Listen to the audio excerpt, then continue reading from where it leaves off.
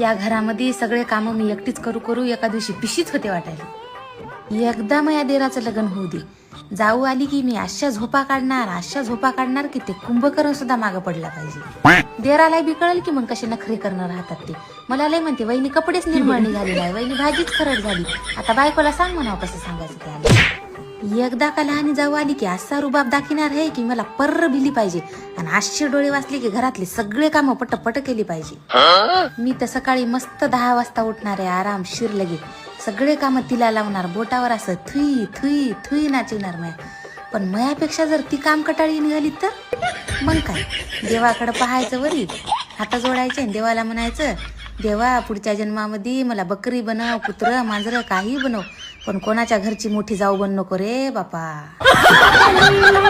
अपनी देवर की बारात लेके चली मैं.